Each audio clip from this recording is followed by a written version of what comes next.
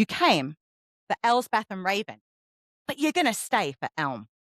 In Two Twisted Crowns, the overlooked, sarcastic prince finally takes center stage, and his journey from tortured, quiet pawn to a fiercely protective force, especially when it comes to Ione, is just about everything. Mm. If you love a morally grey guy with a hidden heart of gold, Elm is going to destroy you. Elm Rowan deserves the world, and the Two Twisted Crowns finally gives him a romance that is sharp and tense and deeply moving, just like the gothic setting this amazing book is set like. Watching him and Io navigate their trauma side by side, moving from reluctant alliances to I will lay down the kingdom for you. It's the slow burn that will really pay off. So join us as we deep dive into Elm and his character-centric journey from Prince to the savior of the blunder in the first part of our Twisted Crowns deep dive.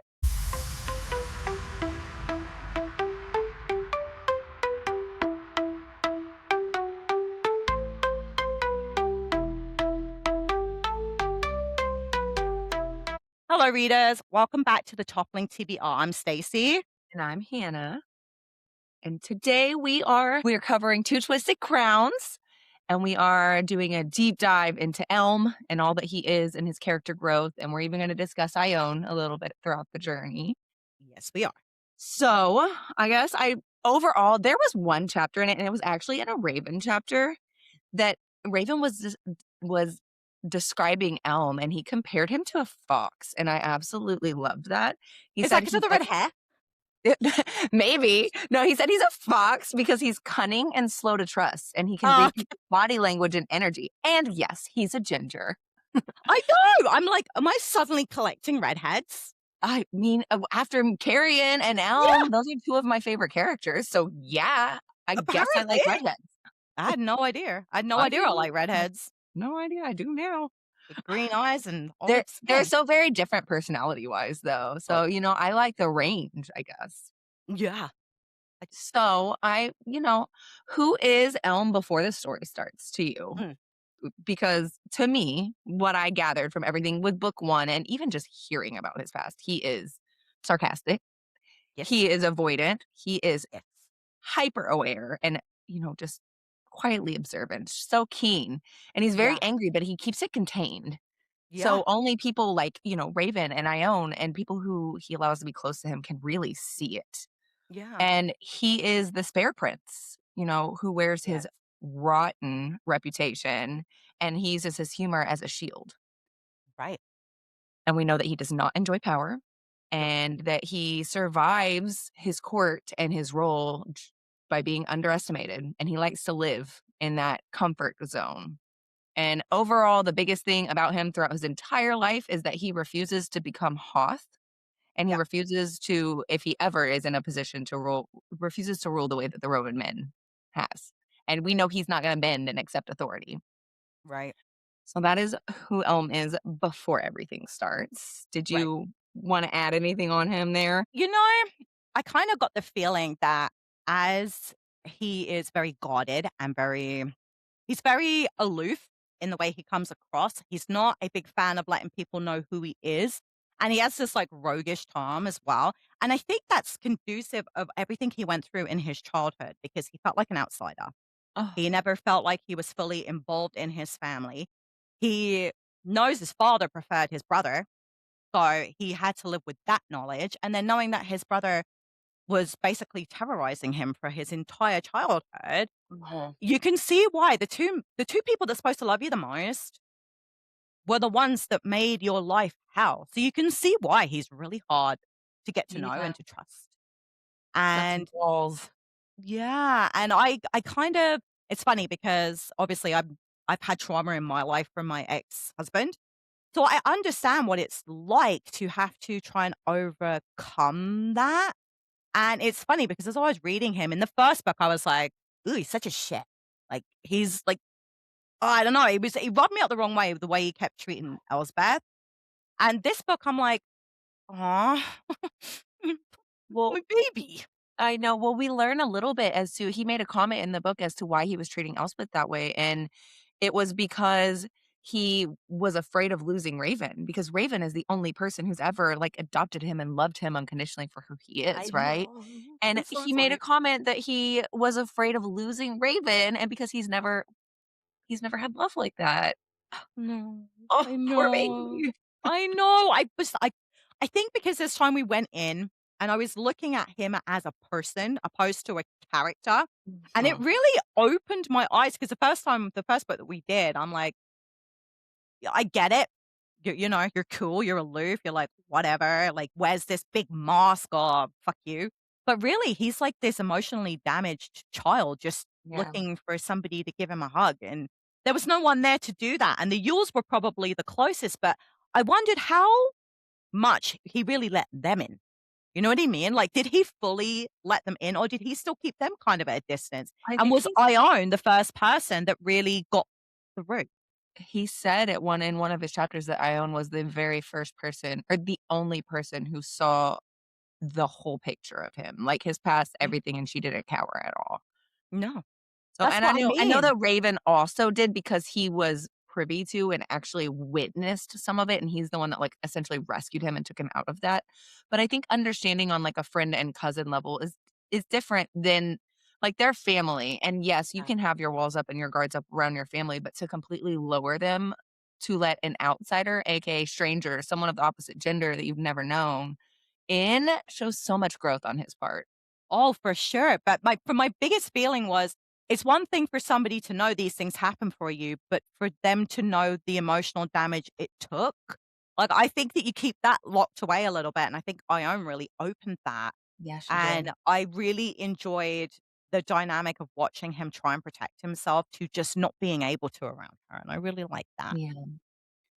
So do you think the Elm his personality, like, before we dive in and all of this, do you think that he is unserious, or do you think he's deeply controlled and that's what he's choosing to portray? I think Like, he's with reg making a decision.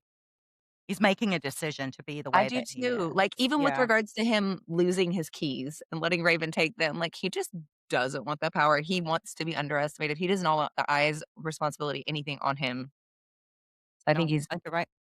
so do you think that his bad prince persona is self-protection or self-punishment? I think it's both. I Mhm. think that he truly believes that his whole like, the Rowan lineage has they're sinister, they're cold, they rule with fear, and I think that he doesn't want anyone to witness who he really is because he's always seen as being too soft and not worthy. So he wants people to think that he's still worthy of being a prince, but at the same time, he doesn't wanna do these things either. So I that must be a really hard balance because Hoth Yeah. literally made his life a living hell because he was seen as not being worthy of being his brother or being anything. So could you imagine now that somebody that doesn't know you very well, how they're gonna treat you if that's your brother? Yeah. I don't know. That's Horrible. what a terrible family to be born into, right? Oh, fuck. I hate Hoth. Like, every time he would come on, I'm like, "Ugh." I know. You know what? Even knowing that he was, like, incapacitated for a good portion of this book, I'm like, it wasn't enough. He's still breathing. Yeah, you're alive, mate. I'm not okay with this at all. How Fuck. interesting was Elm's arc, though? Like, I understand all the trauma and everything, but it was so interesting to me because it's so rare that we see characters who resist power by pretending to be useless or, just fly under the radar. Like, usually people are like, "No, I'm better than that. I'm gonna prove Yeah. myself," and Elm's like, "No, I'm out." Yeah. Yeah. Well, he always knew he was the spare, like, he had no real place. The only time he would ever become ruler was if Hoth, like we know now, became incapacitated or if he never had children. So he Uh-huh. really knew there was no place for him really, and he was the scapegoat. He Yeah. literally was the one that everyone took their shit out on, Yeah. and it didn't stop him being a fairly decent person because no matter what how he acted, everything he did was always for the greater good of somebody else. Yeah. He's a good person. A really good person. I love him.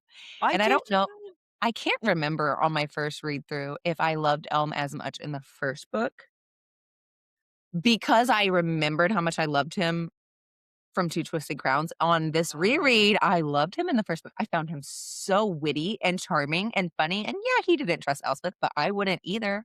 Well, So no, like I I wouldn't. just understood him so much. I think it's because you already knew that he was a much better person I than think he was so. letting on because he felt like he was really kinda like, "Me." Like, I'm doing this because I can." And he just Yeah. I don't know, but I now that I think back, I'm like, he was protecting himself.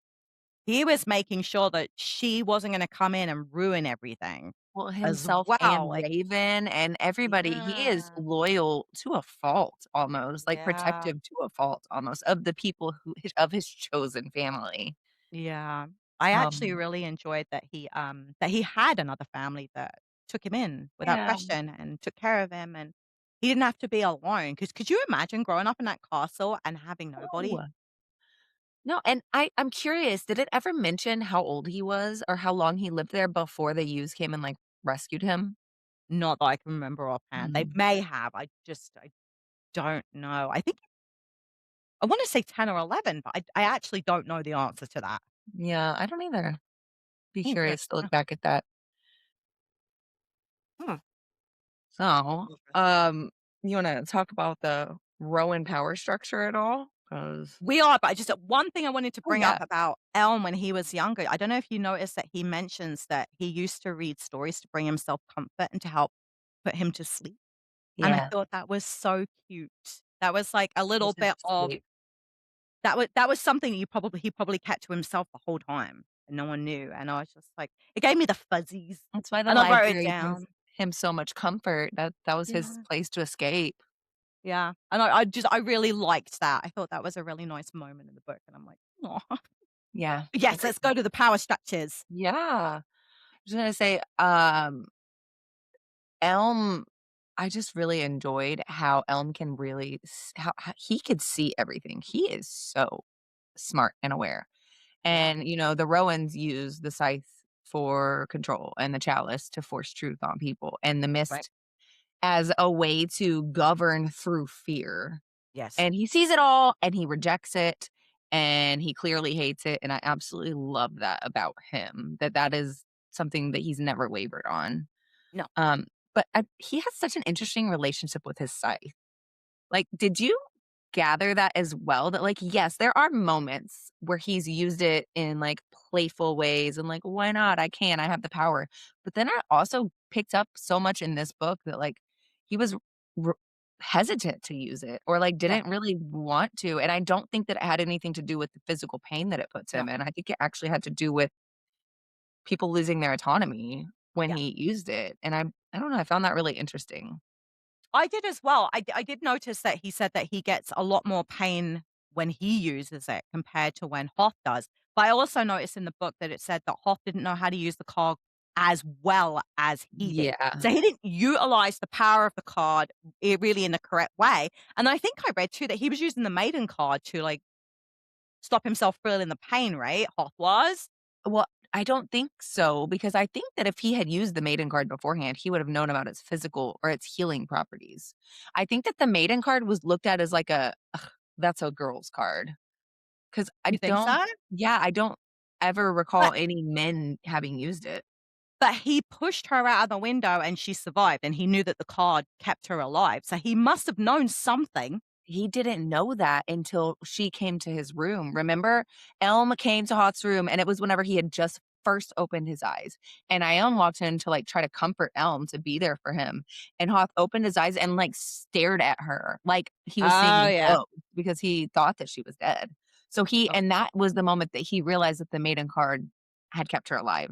So okay, then later, whenever Lyndon was like, "Oh, hey, let me use this nightmare card," he informed him, and that's how he kind of came back to life, I guess. So, no, he okay. had no idea. He thought he was murdering Ione. That's fucking gross, man. What a So, twat. he signed the contract, the marriage contract. What was he planning on doing then? Probably getting a new one. He's a little spoiled, rotten prince who gets everything handed to him, and if he wants a new wife, he can get a new wife. But did you also notice that there was a part in there where Ione was like I think she had a crush on Elm? It was like, Yes? "Stop looking at my brother, like, She what's the was hell wrong like with you?" she was, like, staring at him, and she's like, "He wears a lot of black for Destrier." He's like, "Okay, stop looking at my brother. Let's go dance in the whatever garden." But yeah, I got that too. But he saw that in her memory, right? Elm saw that in her memory when they were Saw that trying in to her work out. memory. Yeah, Yeah. so I think that he realized then that she was like that was the brother she wanted, but she wouldn't have been crowned that way. No, and she also wouldn't have been able to say or do anything or feel anything at this point because she has no Mm. feelings anymore. It's freaking hot. But She's a it bitch. makes you wonder how she managed to develop anything for Elm with, like, her humanity slipping away. Like, how did Well, they even connect? well, he completely saw her for who she is. They have so many, like, things that are so much more powerful, I think, than a maiden card. So first of all, it said that she was able to feel desire, like physical desire. So Right. obviously she's attracted to him. And he is so observant. It makes a comment in there that he loves. Obviously, he can read people's, body language and everything. And he's likes to solve puzzles. He's trying to solve her and figure her out and see Yeah. what makes her tick. And so he's noticing like all of these tiny, tiny, tiny things and he's pushing to try to see what he can get out of her. But Yeah. they're she doesn't soften him, but they both end up kind of, like, rehumanizing each other. So Right. they're both controlled through magic tied to Mhm. obedience. Right. They both have their autonomy stolen by the same man. They both understand that survival does not equal freedom. Right. They and she really sees him. We talked about this earlier. She sees his anger, and she doesn't, like, shy away from it at all. She sees his softness, and she doesn't make fun of him.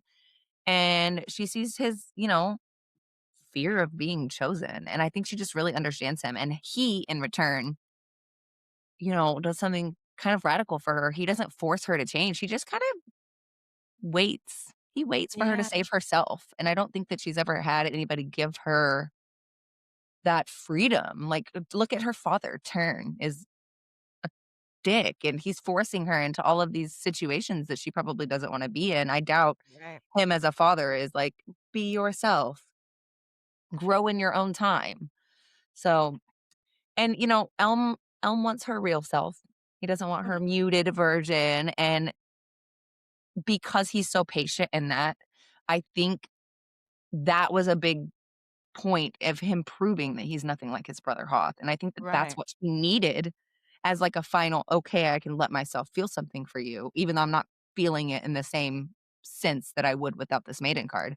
Just Right. you're nothing like your brother," and she constantly was looking at him, trying to see Hoth in him. Because she probably did have this huge physical draw and attraction towards him, but she wasn't going to let her even if she's not aware of it, even if she's not able to feel it in the moment, I think her brain is still working. Like, "Oh, if I didn't have this maiden card, he's a perfect match for me," or "He sees me, he's really caring." So I think it wasn't I don't know, I think she's a smart girl. I think she was just aware of Yeah. everything that he was doing and putting in and how many connections they have, and I don't know.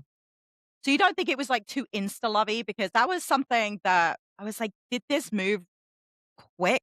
Especially with her under the maiden card, like, it I don't think so because if you look at no? all of their trauma, it's all goes hand in hand. And like what better to bond over than shared trauma, you know? Yeah, you're not wrong. I don't know. I think that they both have so much resentment and hate towards Hoth because he abused them both. Yeah. And I don't know. I didn't think it was forced. I do Okay. I think that if the maiden card didn't allow her to feel any physical desire, and I think that if Elm was not pushing for that response out of her, then maybe. Right. But I think Okay. that because those happened, I think that it seemed, organic. Okay. 'Cause it also made me wonder about the whole nature versus nurture thing. Like, they've had Mm. 500 years of ruling like this, and this was something that I noted. It said they had a mantra that education as pain. So that's how they yeah. So that's They kinda did. how they were living their, royal line, right? So I Yeah. wondered how many of these kings and, like, Hoth, for example, were products of the environment that they were made in because that's how they were raised, and what made, Elm so different that that's not he kind of broke the cycle of abuse, I guess. I mean, I am, what is it called? Oppositional defiant disorder. I've got that. So, Yeah. like, if you tell me I have to do something a certain way, I'm gonna be like, "Mm, not gonna happen." So, I think he's just headstrong, you know? Okay. That's a legit real psychological they call it a disorder. It's not a disorder, it's just a thing. So, maybe he's got a touch of that, you know? And he Yeah. doesn't want to be told what to do, and he wants to live his own life, and I don't know, he also has a big heart, and I don't think that you can fall in line the way that these Rowan men are telling you to fall in line if you have a heart that size. No, I agree with you there, but he did to a certain point play the game like he was supposed to. Like, he did things he probably shouldn't have done. I know he was doing stuff in the background, like saving the people that were really sick and hiding them and whatnot, but at the end of the day, he still, because he could have turned around and like, I'm done. I'm moving out. You'll never see me again." But he didn't do that either. Yeah, but I think he's also still has this he's afraid of them. Like, Mm. whether or not he's gonna fully admit it, he's afraid of what they could do to him until the end of the book where he had a bunch of character growth and he's like, "No, I'm gonna go back and face this." And that Yeah. was different than what he would have normally done. I don't know. I feel like if he was like, "I'm out," they would have been like, "No, you're nothing without us. Let's trap you in a dungeon or something." I think he could have left quietly, though. They put all those people and they had them hidden away. It's not like there wasn't places for him to go. But it's interesting now that you've just said that. So you think that he was standing up to his abuser finally. He finally found the strength Oh, yeah. to bring down the hammer. Yeah. I mean, it made a comment in there, and Hoth was like, "Why didn't you leave with her?" He was like, "Well, I came back to kill you." Like, he had told Ione that he Yeah. was not gonna leave because someone had to be there to trade, to take the fall, essentially. Yeah. But I think it was I don't know. Elm, throughout this entire book, I feel like I feel like he uses physical pain and emotional pain and all of that as a way to be like, "I'm strong." Yeah. And he takes on all of this pain that he doesn't need to just to show his endurance and his strength, and I think that that also played a little bit into it, Yeah. but You might be right. ye I don't know. Interesting. I think that's all I had on that section. I did make a note that we were talking about how he doesn't freely use his scythe as much, even though it's still a safety net for him, definitely. It did make in the very beginning of this book, he would talk about how he hadn't used his scythe in 4 days, and what he chose to break that 4-day stretch on was to use it on the destriers he was there with to make them not see Ione, because he's always protecting her. I thought Aw, it was cute. it is cute. It was just, I liked the dynamic between him and Ione, where they had this shared trauma, but it's obviously very different when you're being abused by somebody as a partner compared to a family member. A family member, that's blood. Whereas Ione was just, I don't think he wanted to marry Ione. He had to for this fucking card. So he Yeah. was torturing her because of it. And I don't think she was ever unawares that it wasn't love. So she was being abused by somebody who really couldn't have cared less about her. So, but it was an interesting fact that they both felt that connection and they both felt sad for each other. I felt like Elm felt more sorry for Ione than he did the trauma that he went through. You know what I mean? It kinda come across that way. Well, I mean, yes, the trauma that he went through is been there for so many years, though. That's not fresh in his mind, and he's hearing like, yeah, Hoth is a we hear that he's a brute and that he's ruthless and all of these things, but I think Elm's always had a little crush on Ione. So I to think so as hear well. that his terrible brother was bullying A his little girl. girl crush, like, that's I think that he's kinda learned to live with his past trauma, even though he doesn't address it for the majority of the book, he's put it on the back burner? Right. So this one was on the forefront of his mind, and he hadn't even had time to adjust to it yet, so I think that's why that seemed to affect him more. Yeah, because I remember him saying something about, like, she was they were talking about how he remembered her. Like, you didn't Yeah. know me before," and he remembered seeing her, riding barefoot, right? On a horse? Yes. And that really stuck out in his mind, and I was like, "Aw." That and he saw her dancing by herself at one of the equinoxes, and he was like, "You were so Be free. rare because you were happy." He's like, "Nobody at Stone is happy." He's like, "I Yeah. envied you," and I was like, "Hmm."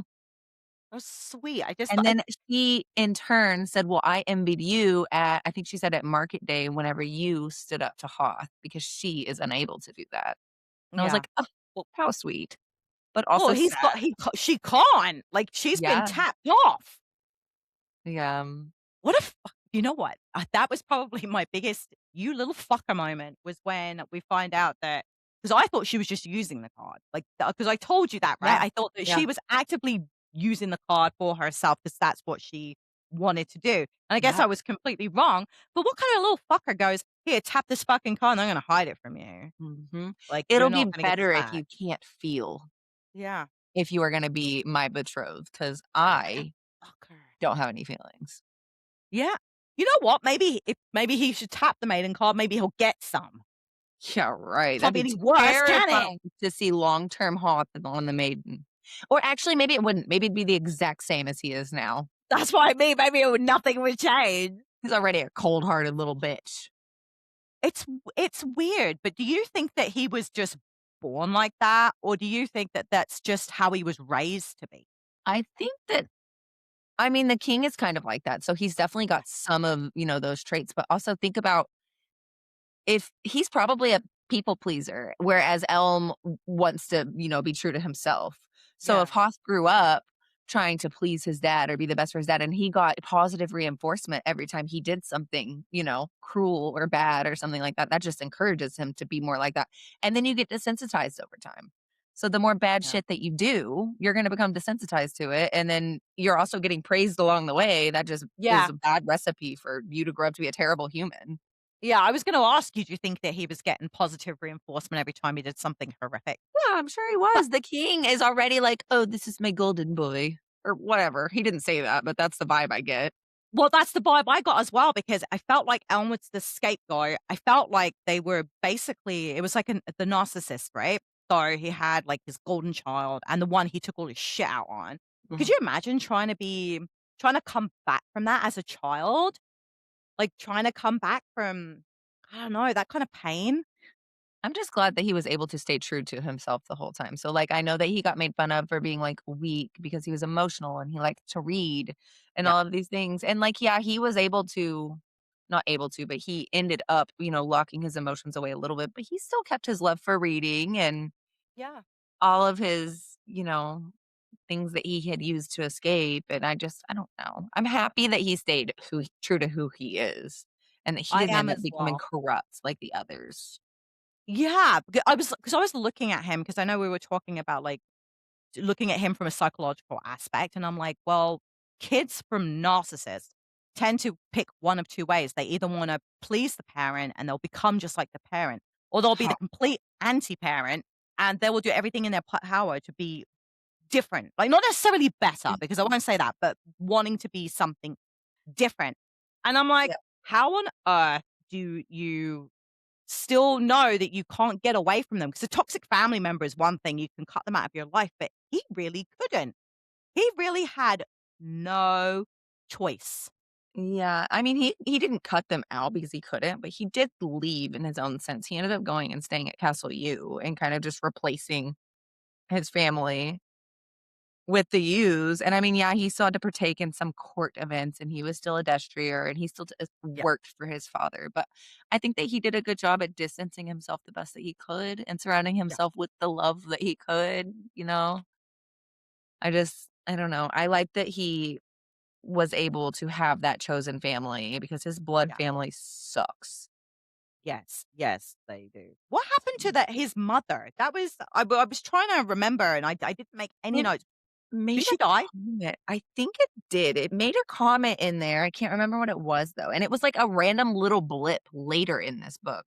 Okay, because 'Cause I'm like, I think not she having a mother? Like died, but I think it made a comment that she was similar to Elm. Like, she was okay, that makes fine, sense. and maybe, Yeah. like, the king, like, pushed Killed her her? out and not had her killed, but, like, I feel like I remember something along those lines. Yeah. I thought Maybe I'd she read died something. giving birth to him. Was that it? Oh, I don't remember. I I'll have don't to look it up. know. I don't remember, Okay, but there 'cause was I'm like something. because I'm wondering if maybe Hoff would have been less of a "see you next Tuesday" if he'd had a mother's influence. I'm wondering how long it was just the dad. I don't remember. I do remember, reading a tiny blip, but it was just a little bit. Yeah. Okay. I will go back and look. Okay. Yeah. I meant to make a note about that, and then I completely forgot to check, and it just dawned on me. I'm like, imagine being a young boy with no mom and your dad's a monster. Yeah. Right. There's no How balance, sad. right? No How balance. sad. It's I'm horrible. glad though that Elm chose, his loyalty over law because the law in Blender is Yes. not one that should be followed. No. Fuck no. And he's got a good moral compass and judge of character, like Raven said earlier. He's good at judging people's character. So he's good at Yes. choosing the right people to be loyal to. Yeah. And he keeps his circle tight too, and that's, like, another thing when you're been abused is having just a very small, tight-knit group because you know you can put that trust out there and you know Mhm. you're not gonna get hurt. I felt really sad inside for him for a lot of the book. It felt like I was watching him not internally struggle because I think he'd already set his mind he was not going to be anything like his brother or his father, and that Oh, he yeah. was doing everything that he could to make sure that people were safe.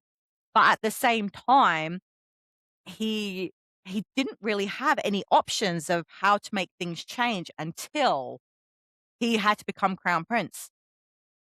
Like, he really had there what can you do? Like, he was doing stuff in the background Mm. with Raven, and they were looking for the You cards, can and they were yeah, trying to do things their way, you but at the can't do same anything. time You just can do background work to try to fix things in the background. You can't come yeah, out front and make big changes. You have to do the slow work and hope it yeah, leads to something good.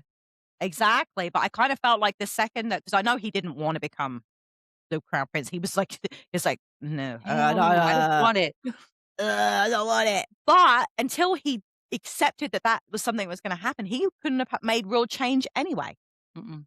You know what I mean? So, it was inevitable, really. And Yes, something else I wanted to say was, do you think that like, I know him becoming crown prince meant that he did have the chance to make things better, but do you think that Ione was the driving factor in him really pushing for the change, or do you think that he was gonna defy his father anyway?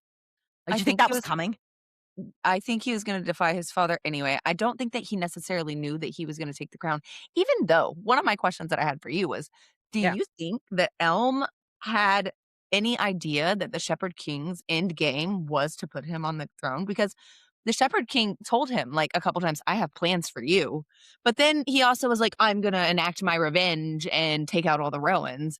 But then even Emery, like, towards the end, someone touched his arm or whatever, and Emery gave his whole prophecy thing, and he was like, yeah, "And someone's gonna be on the throne," and, like, glared at Elm, and I'm like, there were all of these small little clues, and with how observant Elm is, because we know he doesn't miss anything. Do yeah. you think that he picked up on all of those little things that were pointing to him having a bigger role in the future and him maybe having the throne? I think that even if he did, he still didn't want it. So if you don't Yeah. want something, you're gonna ignore it, and that's probably what I would have been doing. But what other choice was there really? There was nobody else. There was no No, other he was it. Like, we realized that, the Shepherd King's whole family died. No one I survived. know. That And, was heartbreaking. I do think that I think Elm would have done it anyway, but I think Ione made him accept it a little bit faster because if he didn't take that place and take Yeah. her as his wife and find that little, mishap wording in the document, the marriage I thought that was document. brilliant. Yeah. Brilliant. If he didn't do that, then she'd be sentenced to death. Like, if Hawk dies, he was already planning on killing her afterwards, the king Yeah. was. But now by him being like, "I will be heir, I will take the throne, she will be my wife," that bought her some protection, and we know he's all Yeah. about protecting Ione. So I think that Yeah. he did play a factor in that. I don't think she was the only one, or maybe not even the leading one, but I think it was a big part of it. Yeah, I wondered if maybe that he would have just stayed on the path he was already on, but I feel like Ione he knew he had to do something drastic, Mm. and this was the moment, and I wondered if he still would have defied his father if Ione wasn't involved in it at that point, at that moment right there. I don't know about that moment, but I think he would have because it even made a comment in the book that he was like, I love pissing my dad and or the king and Hoth off. I love it." Like, he gets off on it. So I think I'm not that gonna lie, I kind of do too. Yeah. Hate So you know, I think eventually he would have. I didn't hate the king as much as I hated Hoth, and I don't know if it's just we weren't exposed to him as much, so I didn't learn to Mm, hate him as much, but oh my fucking god, every time I saw the word Hoth, I felt like I wanted to stab yeah. something. Well, also the king had a few redeeming moments, like at the end whenever Hoth had the king poisoned, and the king was able to, like, gain enough energy and strength to, like, tackle Hoth to the ground, and he hands Elm his card and was like, "Take this, like, use it." I don't Yeah. think he was giving that to him as, like, "Save my life," because I'm already dying. I think it was a, "You deserve to be king." If Hoth is so twisted and evil that he's gonna murder his father, then, Elm, you actually are the right person for this job. You know what? And I don't you That's didn't get that? terrible. Oh my Yeah. god. You know That what? it's You so are my bad. good son, you don't want me dead. Like, Well, I how don't did think that you he have would that have moment? ever gotten there if Hoth had not been incapacitated and dying, because the king had to wrap his head around the possibility of Elm ruling, right? He Mm. didn't want that ever. That was his weak kid, but because he had accepted, "Okay, Elm is going to be heir, this and this," he did have to think about what that would look like. And I don't think that the king would have handed Elm that scythe and been like, "Here you go, do this," if he didn't have that moment to wrap his head The around that idea. clarity. Yeah. Okay, so this leads me to a question that I've been wondering. Hmm. Do you think then that the reason that the king was so the way he was that he knew that the mist was coming and it was getting so close? Do you think at that moment he realized that Elm may well free everybody and that was redeeming to him? So I don't know, because the king was unaware that they were hunting the Providence cards and that Right. they were planning on lifting the mist. No, because that was before, because there was a later moment after whenever Elm was in the dungeon and he told Hoth that that was his plan. So this was before. So I don't think that the king knew that that was in his cards at all. I don't think that that was a factor. Okay. 'Cause I know Yeah. that he obviously had all the cards and he only needed the twin elm, and that's why he sent Elsbeth out because she said she knew where it was. I Uh-huh. wondered if he thought that now, at that point, the elm probably could Would be the free one to them. lift it. Yeah. Maybe. Like, Maybe. I wonder if he had that moment of clarity where he was like, Hoth wouldn't have cared if everybody had died, whereas the Oh, elm no. would Yeah. care. I don't know. I'm just trying to look for some redemption for the king here because I don't And know. that was really the only redeeming quality that he had, and, like, I would be curious to see a little bit more of his background and what made him the way that he is, and I know that, like, the Yeah. Brutus, or not Brutus, from Brutus Rowan on, like, the Yeah. line of Rowan kings have all been like, Brutus murdered the Shepherd King's family, right, and Yeah. stole the crown, essentially, so, like, they're not known for being like Elm. Elm is a No. rarity, like, he's Yeah. an anomaly in that line, and I would be curious to see a little bit more into this particular king's background, because maybe he's just Hoth is a rinse and repeat, and his father was Yeah. that way, and he was the Yeah. pleaser in that, you know, Yeah. offspring. Oh, that's interesting. I guess I never But thought of that. yeah, Hmm. I don't know. I don't that was the only redeeming quality for him, and it wasn't even enough for me to be like, "Oh, I like him at all." I still don't like Oh him. god, no. Oh But god, no. I wondered if maybe he suddenly had this, like, moment of clarity because people do yeah, this when they're dying. Like, he cares. He doesn't. Like, I don't know. yeah. But something I wanted to ask too, when Brutus killed, like, I know horrible what he did, but I was as we were reading, it felt like the Shepherd King was going off path. You know what I mean? Like, he was too involved in all the The stuff going on cards. with yeah. He was distracted for sure. Yeah, and I'm wondering just how like, I don't agree with killing everybody's family, but if you're gonna steal a crown, you kinda have to. It's kind of part of it. But I wonder if that made maybe that almost cursed him in a way. Like, maybe it cursed the whole line. Maybe, because there it seemed to me that the Shepherd King and Brutus Rowan were kind of friends. They were Well, friends, he was right? his advisor, right? Yeah, he was like the captain of his I don't think they were called destriers back then, but he was like his Right. captain in that role. And Yeah. also it seemed like they were friends, like that Yeah. was his only friend. And then Brutus had a moment where he called him out and he's like, "Where have you been, man? Like Yeah. your family's here, they want you have a kingdom to rule, your head's always buried in this book." Yeah. So I think he probably tried to bring him back. And the Shepherd King was probably pretty obsessed with this. Like, what? Yeah. You get to go speak to the spirit of the woods because you have power to control the woods and speak to this deity, Right. and you can bring over there a bargain and you can create your own forms of magic. I would become obsessed with that. Like, power is alluring, you know? Like, I don't Yeah. know. But maybe he was cursed for doing that, but or maybe that rotted him in a sense. Maybe killing Yeah, his friend that's and yeah, his I whole guess that family maybe just that's a better way of putting it, yeah. because killing somebody to try and because he was letting the kingdom suffer, like, killing somebody to take the crown to make things better where you just killed a bunch of innocent people too, that's gotta weigh heavy, and Mhm. it maybe the darkness overtook? Like, I don't Yeah, know, I kind of felt like I don't think he I was can trying to see do that. the bad thing, and I think maybe that's where, like, Elm's lineage was he was supposed to break that, you know what I mean? Like, he Yeah. was the curse breaker. Well, and it seemed like everything by fate was kinda laid out for it to happen this way. Like, Yeah.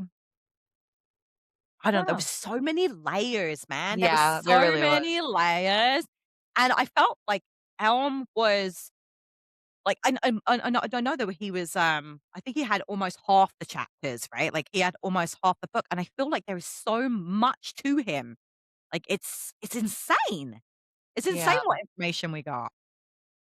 Well, I mean, he's got so much in his past and in his present, Yeah. and he's so smart. And you know what is wild? That we had so many Elm chapters, but at the same time, the majority of his, like, character growth and him dealing with his own emotions happens off page, and we Yeah. still have so many Elm chapters. Like, I don't know, there's just so many moments where he doesn't quite confront everything in the moment, and he does with Ione because Ione pushes him, and one thing Oh, I yeah. love about their relationship is that she kind of forces him to face this terrifying idea of, like, what if power doesn't automatically corrupt people? And I Yeah. think maybe she was kinda the catalyst for him thinking about taking the throne because she did kinda push him to think about that. But There was I no other choice. no, there wasn't. There was But not. I loved all the Elm chapters. I did Do too. you think the Elm was motivated more for his love for Emery and trying to heal him or for his hatred of the system that corrupted and tainted and hurt him his whole life? Ooh. Ooh, that's a really good question. Um, I think it's gonna be the corruption and the throne and his family because at the end of the day, he still left Emery there. You know what I mean? And I Mhm. think they were doing all of these things beforehand because Emery got sick, the year before, and they were looking for the cards before that, right? I think so. Yeah. So I don't think that Emery was the catalyst, he was just another part of a machine he wanted to destroy. Yeah. But I also wonder, like, they were collecting the cards, they wanted to use somebody else to break the curse, but what were their plans for the king after that? Because nobody mentioned that. I don't know. You're right? I'm Because if like, you lift the curse, I mean, what can the king do? He can what, put you guys all in the dungeon for lifting the curse? Or he can be grateful. Hoth is the one that seemed to want the mist so that he could, have everybody be these you know, law-abiding citizens because they're controlled by this fear. but He even they're made all a comp gonna die. yeah, but it would be beneficial to lift the mist because then you could harvest. All it talks about how bad their harvest has been getting because the mist is, Yeah, covering up their crops and stuff, so I don't know. but the king is like a monster. Could you imagine if your family had been going behind your back looking for the cards that you were also looking for because you didn't want one person to die? I'd be He'd pissed. probably If I he'd was a probably monster, pissed. they'd probably order them all to be hanged or something. But that's what I mean. They had no plan in place for this. I don't get it. Well, I mean, Elm is an elite scythe user, so maybe his plan was to control and prison. I don't know that he'd have the guts quite to kill his father. Maybe he Well, that's would. where I was at. Yeah. Maybe he would. it just I don't know, because Hoth is still a monster. That would have been the next king. What do you think he would have done to the people without the mist?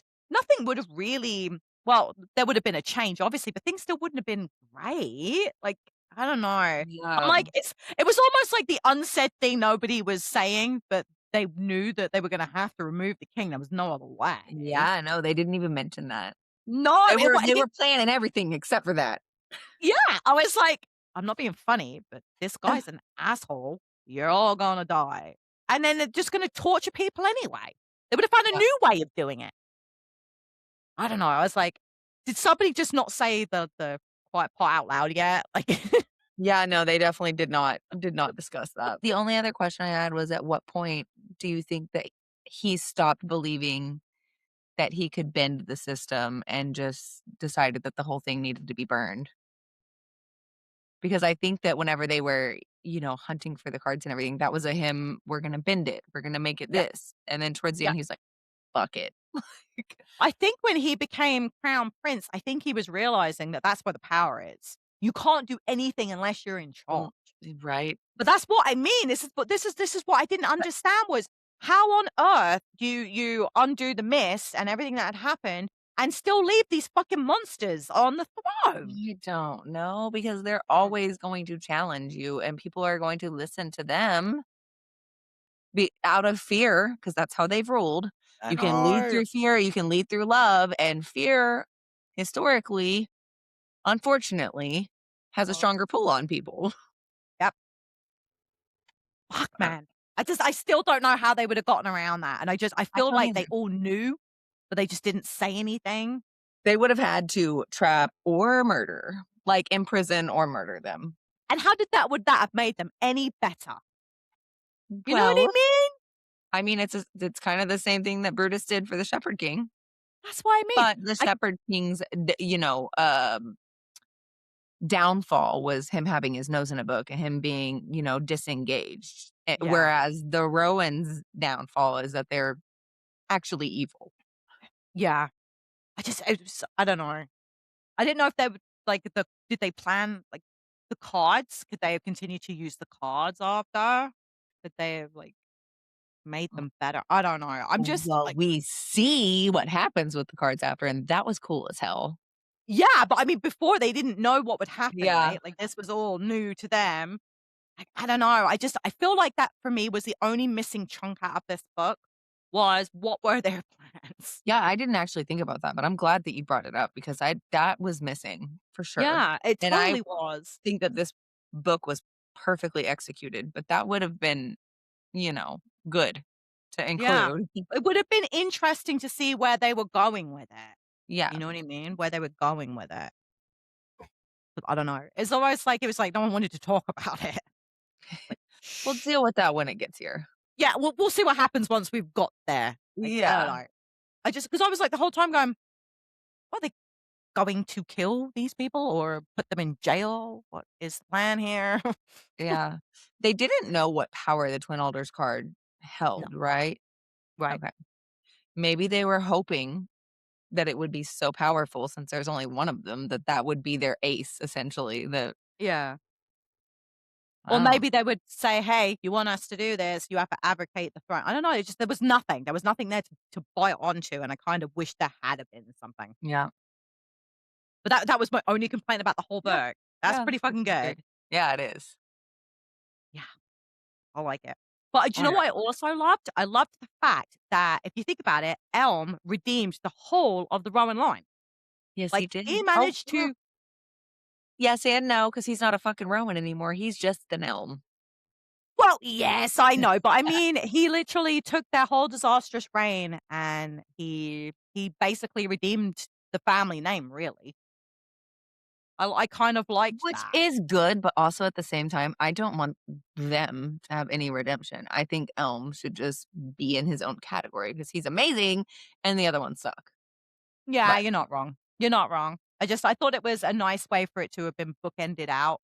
yeah, But it also makes you wonder how much the Shepherd King knew when he was in the card, how he knew that Elm was gonna be king. Is that what he wanted? Or is that what was prophesized? I Like, how think much did he know? feel like he knew a lot because he was always talking about Ione and Elm and Raven and Riddles. everybody. He has riddles for everybody that are, like, insightful in their own weird, twisted way. So Yeah. I think he knew, and the way that the book was written, I feel like it was meant to play out like this. Like, it Yeah. seemed like destiny, and that's weird to say, but it really did seem like it was meant to be. Yeah. So I think Why he do knew. you Yeah. I think he must have. It Yeah. felt that way, but I didn't know if maybe he knew before he died or whether or not this was something that he'd gained knowledge of whilst he was a fucking nightmare card. I was like, "When did you know, bro? Like, Mm. did you know that you were gonna die? Did you know your family was gonna die? Did you maybe have a prophecy about it before you died and you were trying Well, to stop it?" Like, he even said, though, at one point, the Shepherd King, that he would give Elspeth back whenever his work here was done, and his work was to enact revenge and to see the throne be filled by, the right person.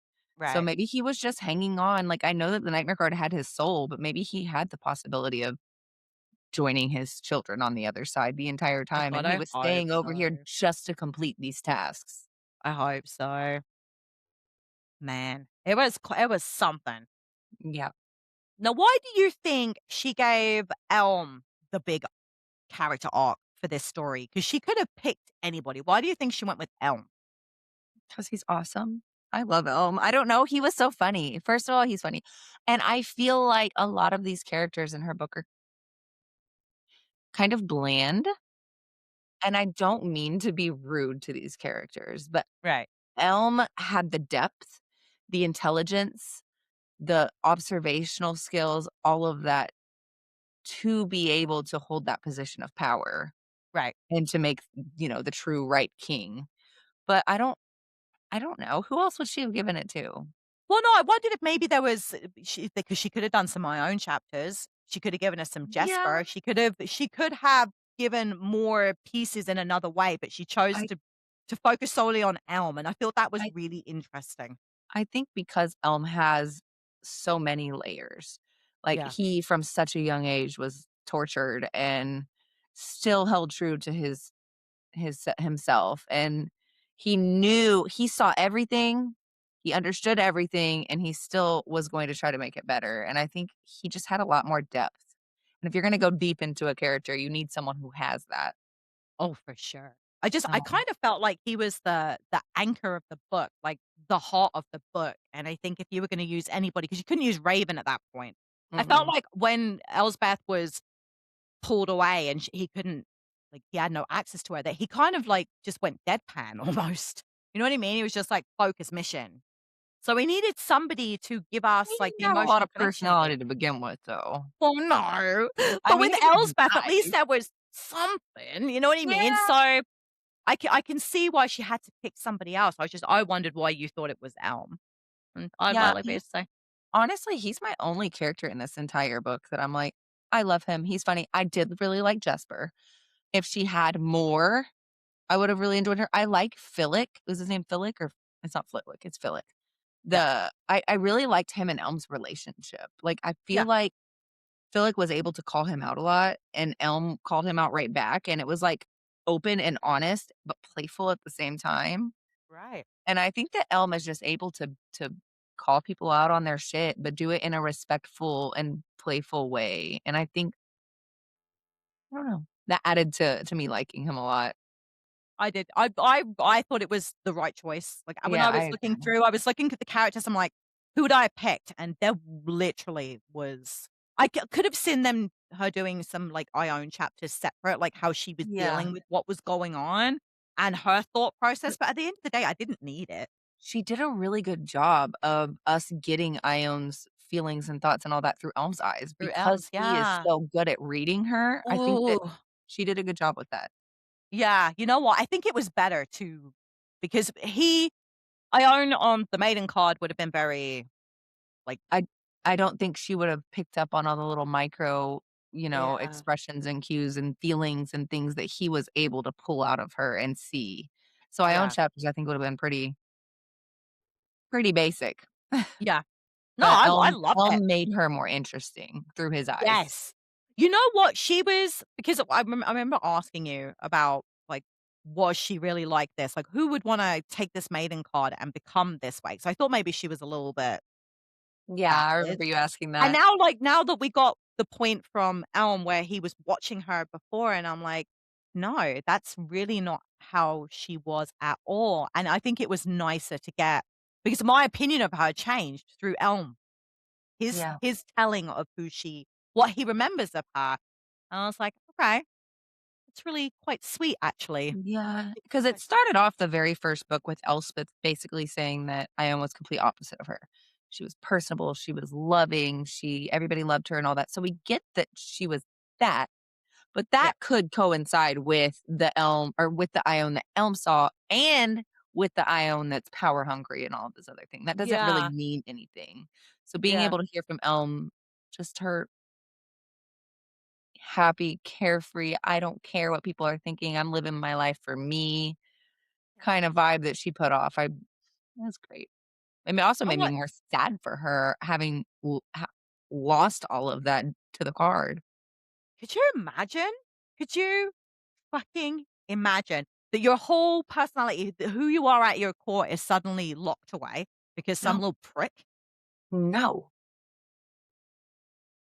that'd be devastating. to say that now that we've done the 2 books, Elm is definitely my favorite character in the whole lot. Absolutely. Was he Like, like there's no ifs, ands, or and buts. he snuck up on you though, right? Yeah, he did.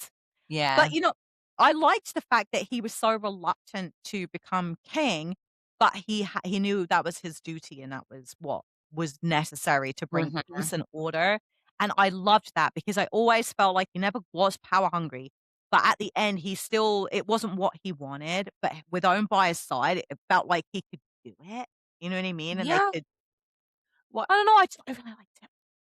yeah. Did you see his arc coming at all? Like the signs were there, but I think that she did a really good job at writing him in a way that his humor distracted us Yeah.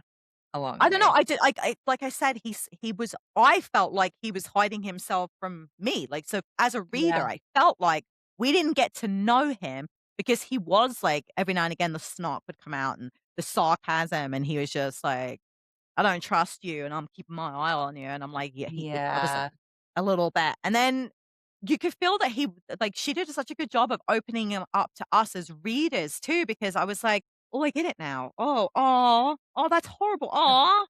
I'm like Yeah. so I felt like he was keeping me at a distance until he couldn't keep my own out, and now we were all getting the story that We had way a as well, front and I row think that made seat. for a powerful, powerful Yes. storyline. So Agreed. good. Fucking so good. So what along the way do you think were major turning points for Elm? I wrote down the ones that I think, but I'm curious as to like which ones you were like, "Oh, okay, shit, he's stepping out now." Honestly, I think it was when he made the first one for me was when he made the decision to help Ione find the card, because I think he goes looking for Yes. her, right? And he realizes that she's using the maiden card to heal herself, right?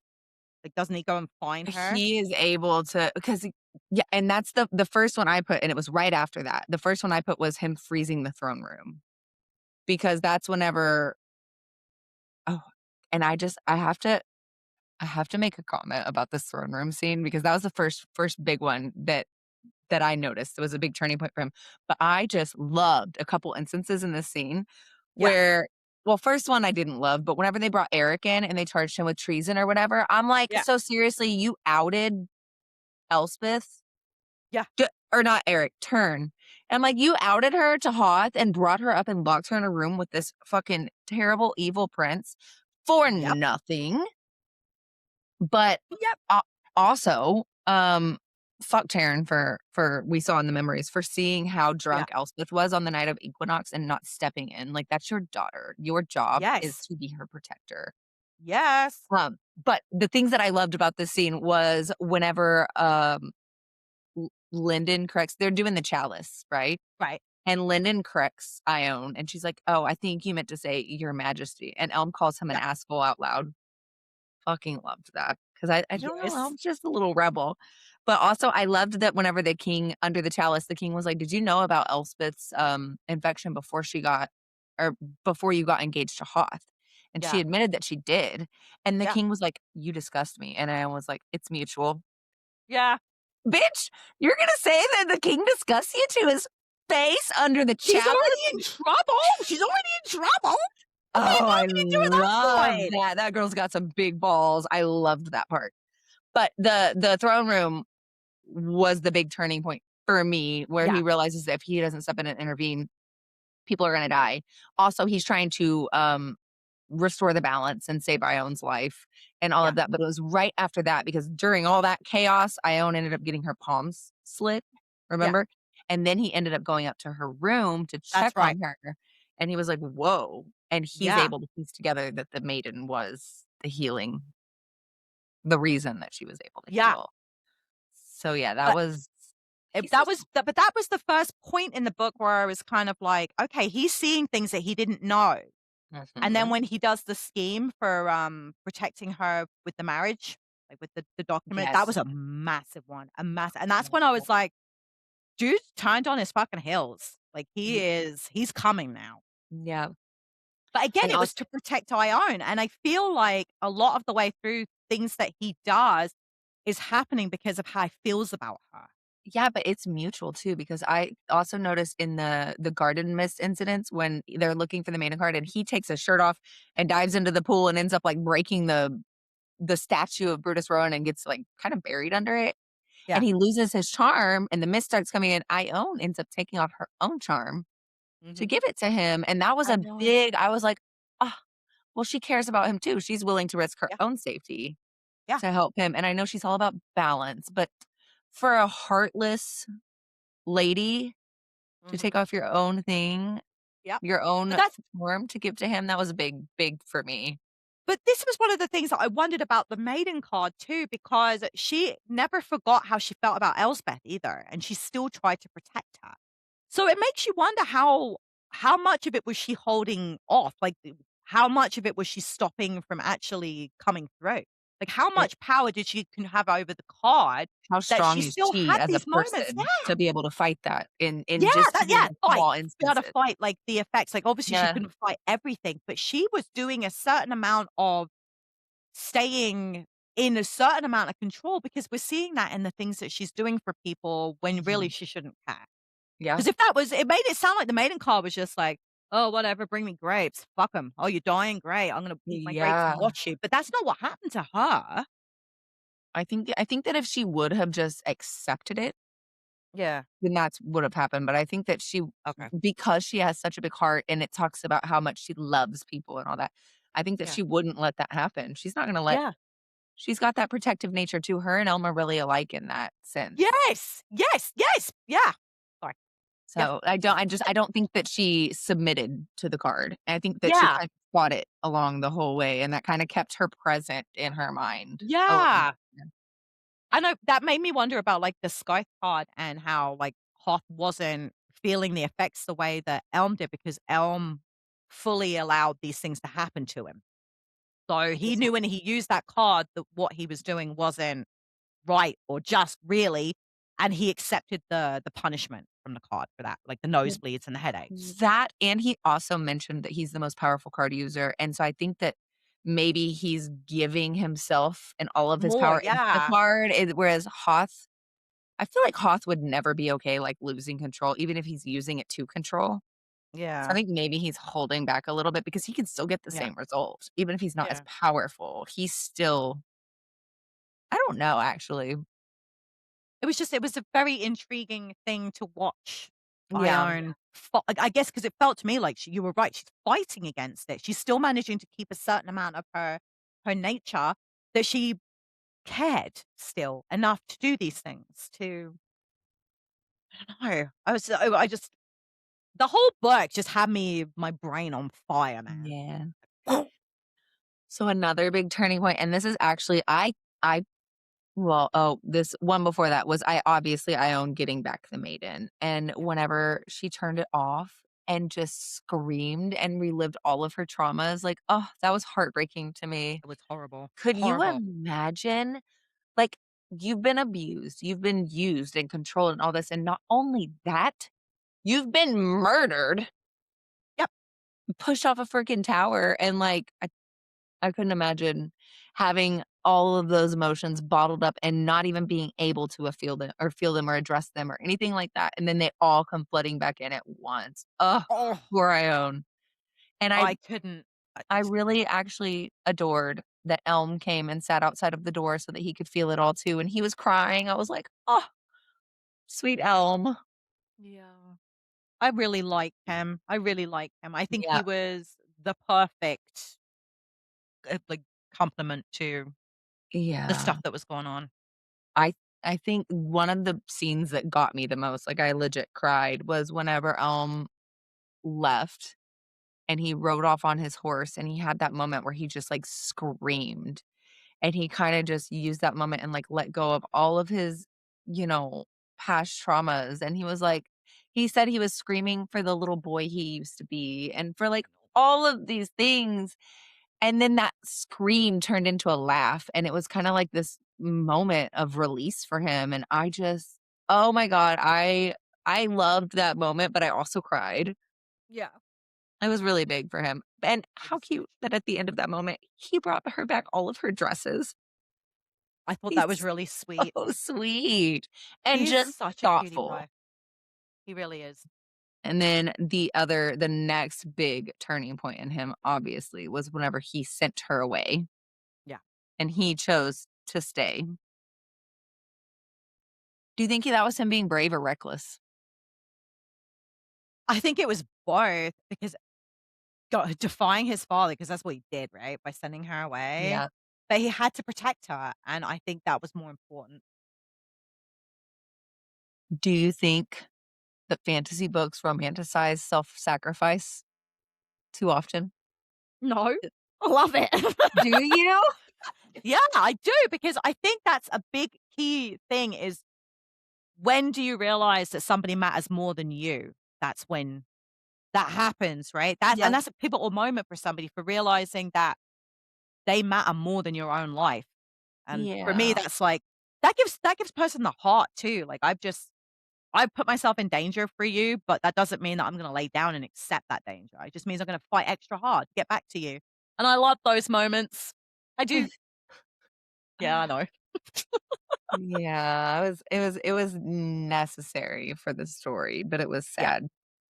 And it was so sad for Ione, like, she literally was like, "No, I don't wanna go," and it said he had to use his sights on her to get her to leave, and she was, like, crying out his name, like, I oh, know. It was horribly heartbreaking, but I understand why he did it, and I think that she yeah, should have accepted that he's doing this for her protection. And yeah, I get it when you just finally, like, "I want you, I wanna be with you, we're safer together." I get her side of it too, but yeah, that was terribly tragic. yeah, she's like, Terribly. "Why can't you come with me? Like, let's both Yeah, go." let's do this together, me and you. But I think he also had to put the blunder first. And I Yeah, think that he was already planning on I think he knew the only way to fix any of this stuff was to take over, and that wasn't gonna be an easy thing to do, and he did not want her in danger. for sure. So the last big turning point that I had was whenever they were in the one dark window chamber at the end and he rips Hoth's charm off and lets the mist flood in, and I found that so poetic. Like, that he didn't defeat Hoth through straight up, like, dominance. He just let this system that Hoth relied on just Yep, destroy him. Oh, it was yep. beautiful. It was so Now perfect. you know what the fear is that everybody else is feeling Yeah, because you're selfish. Here you yeah. go. Welcome. And I absolutely loved too, the Elm was aware and conscious enough to be like, "Hey, Ione, I know he hurt you too. Come grab this sword with me Yep, and fucking push it into his heart with me," instead of him taking that because you know he hates him. You know he wants to kill him, but that he yep. was conscious and aware enough to bring Ione into that. I loved that. For the healing, Yeah, for the healing. yeah, I Yeah. loved that. He's got a lot of foresight, and I really Yes. enjoyed that in his character growth. Yeah. I love in-game Elm. I love that he was able to heal enough to have no fear and that he's able to accept his own fate, but he kind of rewrites it in his own way. It was Yep. beautifully done. Yep. And I absolutely love that his kingship is kind of radical and he's chosen to have these open borders and that if you want to keep your magic, you can. But if you want to Yeah. come be healed of the infection, you can. And Yeah. I know that he's not going to roll through fear. And it was just such a hopeful and happy ending. Yes. And I love that he didn't completely dismantle and destroy the system. He just kind of stopped feeding into it. And Yeah. I loved it. It was so I well done. did too. I really feel that some people don't want somebody to make a decision for them, and he literally gave them, Yeah. "Here's your life. You Yeah. decide. Absolutely love You're that. welcome. Let's do this." Yeah, I loved it. Yeah. I loved it. I really did. I think that this might have been one of the best endings to a Oh, book that I it have was read in a so long, long time. good. And not only that, like, I just absolutely love that he rebranded the elm. How brilliant that an elm is a tree Yep. and that he now has it that's his, like, his symbol. He is Yeah. the king of the elms instead of being tied to the evil, twisted Rowans, you know? I Yeah, just he allowed that legacy to start and end with the mist, right? So yes. now that was over, now it's time for a new reign, a Oh, new phase, a new way of loved doing it. things. Yeah, I thought it was very smart. I thought it was very Elm. Yeah. Yeah. Did you have a favorite elm scene? You know what? I it was actually in the first book.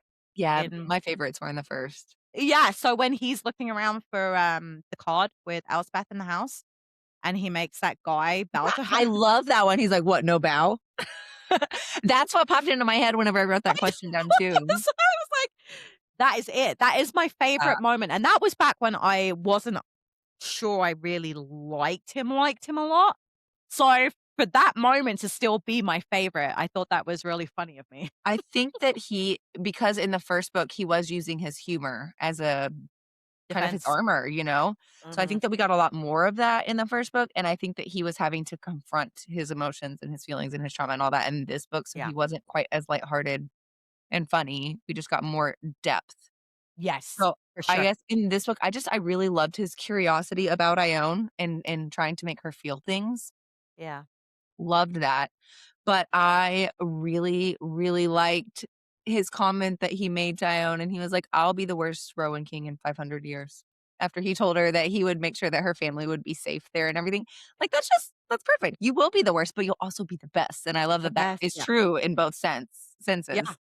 It was clever. I love his, because he reads and Mhm. he got all this, like, knowledge from books. I love the way he thinks.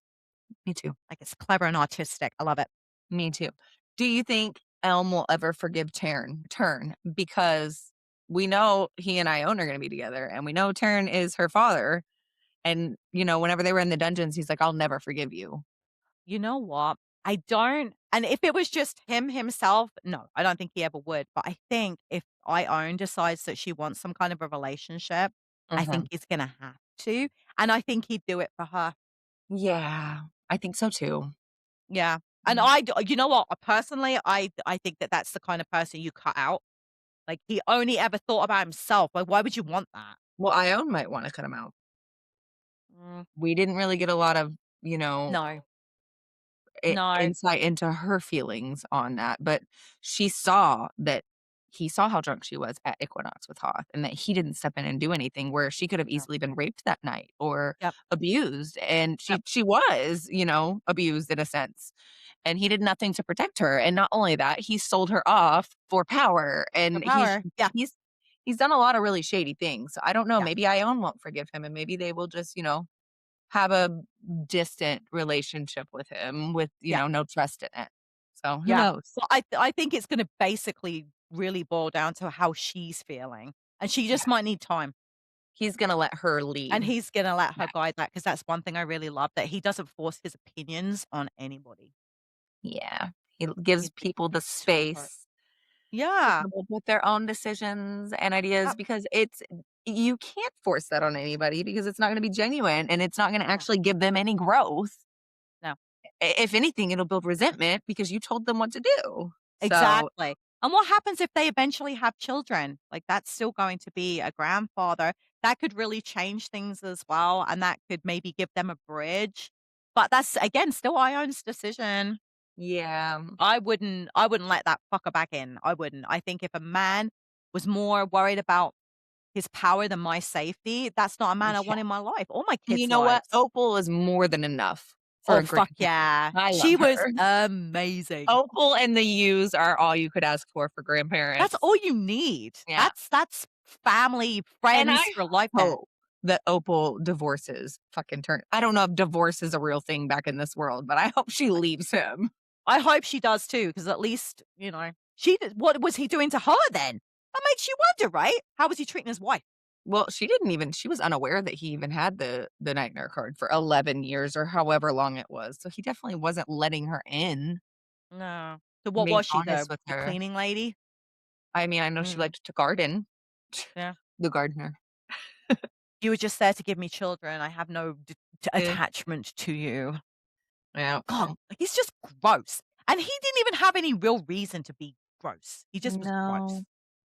He just wanted a Self-serving. pat on the back from a powerful man. Oh, Yes. and I am excited for the next part because not Yes. only do we get to talk about Raven and Elspeth, but we get to talk about the Shepherd King, and I love him. I adore him. He is, you know what? His personality is just something, man. And all the rhyming stuff, it just every time that he would say something in a rhyme, it always made me laugh. I love poetry. Like, I love Yeah. anything rhyming. Like, I used to whenever I was in school and would have to read a book and do a project on it afterwards, what I always chose to do was I would basically take the book summary and I would Yeah. write a rap. And I would write Nice. my rhyme, and I would have someone else in my group get up and rap it. We even had a dude play the drums once. So, like, I just Nice. like writing rhyming stuff. God, I love that. Enjoyed that with the Shepherd King. That's epic. Do you in reading this, did you gather any book recommendations for people for Elm people or people who just enjoyed this particular type of book? Well, the only book I really, because this is really my first turn at these kind of books. Like, Oh, I yeah. I do read a lot of, like, fantasy stuff, but this was my first real look at something that had any kind of cards or this kind of magic system. But I did just finish reading The Arcana Academy by Else Kova, I think her name is. And Okay. oh my fucking God, it is so, so good. Yeah. Yeah, if you enjoy, because this my friend recommended it to me, and I'm like, "Okay, if you like this book, you're gonna love One Dark Window." And she was like, "Okay." She was like, "I'll lend you my copy, you lend me yours." I'm like, "We're gonna have to wait till I'm done with podcast because you can't have them until then." Yeah. But I was like, "You're gonna love this duology. You're gonna love it." So Well, that's I cannot vouch yet because I am only on, like, chapter 10, but I just started reading a new book, and I yeah. wanna say it's her debut novel, but it's called A Vow and Vengeance, and I got Ooh. so excited whenever they got to the magic part of it. So there's, like, elves and druids and, like, all these fun creatures, but whenever they got to Cool. the magic thing, they're like, "Alright, come put your hand over the deck," and it's a tarot deck, and whatever card you have the magic of, it's, like, drawn up, and they each get their own tarot deck of cards that they imbue with their Oh, own, like, energy and power and stuff, and I'm not far into it, but that's what I've got going on so far, and I'm like, it's legit a real whole tarot deck of cards. So, like, yeah, if people are into that magic system. I can't vouch for the end of the book and say if it's good, but the people who I trust their recommendations have said it's very good. So, A Vow and Vengeance, that's I think her name is, like, awesome. Jacqueline Rodriguez or something. Okay. Yeah, I'm definitely gonna look into that one because this is the same. Arcana Academy is all about tarot cards, but Yeah, I will they look into they that. like there's one, so when they go into this special school, like, you either make it or you don't, and you basically are able to use, like, they find these people who have the ability to use one major arcana card, and they're trying to collect the whole group of people, Mhm. and it was so bloody good, so good, and then I was like, "Well, where's book 2?" And I'm like, "It's not out yet." I'm like, "Why would you do this to me?" Yeah. I'm like, "Why would you do that to me?" Yeah. I'm like, "You know how I feel about this." Yeah, and I think the one that I'm reading right now too is the first one, and I think there's gonna be, like, 2 or 3, so, But yeah, other books so, like, I was like, "Okay, well, obviously not a lot have the tarot card," but, like, books with loyal siblings, found family, rage against systems, yeah, humor, masking trauma, and kinda like dark fantasy, but, like, still has morals. is Yeah. obviously The Night and the Moth because she's the same author. It's got the same gothic fantasy vibe, which is fantastic, which that's what we're doing next time, right? Yes. Yes, we are. I'm So actually really excited for that because I feel like I didn't do it justice listening to the audiobook. oh, but you also still have to listen to the gargoyle too, so you should try the immersive thing with it. Just Okay. well, you've also listened to it, so you know what he kinda sounds like, so Yeah. maybe it'll be enough. Okay. Um, Also, I'm never gonna stop recommending Blood Over Brighthaven, and that one kinda also has a similar dark academia, Yeah. dark vibe with, like, a breaking down the system, kind of confronting who you are, and it's not what you I think that one would be a good recommendation. Yeah. And No, I agree with you. y That's yeah. yeah, and then also it's not quite the same vibe as in, like, the gothic fantasy, but it has the same princely, kind of being abused by his family, kind of coming across as something other than he is, and that's The Cruel Prince. But that kinda there's a Yeah. couple crossover similarities Yeah. there. You know what? I just can't remember the bloody name of it now, but I just did a series. I got it from the library too. And now that you're saying that, and I'm like, oh, okay, I could totally see that. Oh, Once Upon a Broken Heart, I haven't read that Stephanie one yet. Gerber. I've heard the I last book isn't good though, so I haven't had the I haven't done book 3 yet. I just finished book 2. So I don't know. I can't did you answer like it? that. You'll I have to let loved me the first 2 books. you'll have to let me know what you think. From what I've seen on Book Talk, a lot of people are like, "Yeah, yeah, it's cool, but the ending I couldn't vibe with." Ugh, I Not trying hate when to they ruin spoil endings. anything for you, but that's what I've gathered, but it's still I'm still gonna read it one day. Yeah. Well, I enjoyed the first 2 audiobooks. I just got book 3 today, so Yeah. So those are the only recommendations I could really think of. no, they're brilliant ones. Obviously, too, I love Emma Wang, so sort of Kaigen has a similar, going against the grain of, the governing system and all of that, but it's got a Yeah. very intricate magic system, kinda like elemental based. Yeah. So that one's really good too. No, Uh, but yeah, brilliant that's all recs. I've got. I'm ready for the after party whenever you are. I am ready! Yeah. You guys wanna join us on the after party? We're gonna start doing some silly segments at the end of each of our podcasts. I think it's a brilliant idea. I do Like, to too. finish off after all the emotional stuff, Yeah, to have some fun. yeah, I agree. All right, so you wanna ping pong questions? Did you come up with any or you want me I've to got just a few. I've got a okay. I few. don't have as many as I did for Throne of Laughs, but that was this Oh, and whole that episode. we made a whole episode out of And that, I though. feel This is like just with such a large cast in that, and not only such a large cast, but that cast had so much personality and fun and yeah, spunk, and I feel like this one's just more serious and subtle. yeah. So, it was a little harder to come up with some questions, but It really was, but I did come up with a few, so all right, bring it on. Let's see what you got. okay. So I was thinking about, like, the cards, right? So Mhm. what if there was 12 cards and they all are allocated to something you have to do at home? Like, let's say your laundry self-washes and folds. Now, what would be a price you would pay for that card? Shit, I don't know. What would you give up? Because he had to give up one thing every time he I'll got a give up a card. tooth. What would you give up for I'll not give a ever tooth having to for do never laundry again? laundry. If that counts my kids' laundry, I'll give up a tooth or like a pinky toenail or something. I don't know. I hate laundry. We have so many Me people in too. this house, and my son is like, he'll literally go to school, get naked, and then he'll wear other clothes. So we have like 2 or 3 sets of clothes for him sometimes. So I would maybe I'd maybe give a finger. Actually, didn't he give up his sleep for one of his things? Oh god, I wouldn't do that. I would. I like to sleep, but oh my gosh, could you imagine how productive? How many books could I read if I didn't have to sleep? Yeah, but I like sleep. What Me if you too, but what if you didn't get tired though? You gave up your sleep so you're not Oh. tired Oh, and okay. sleep for Okay. days. Okay.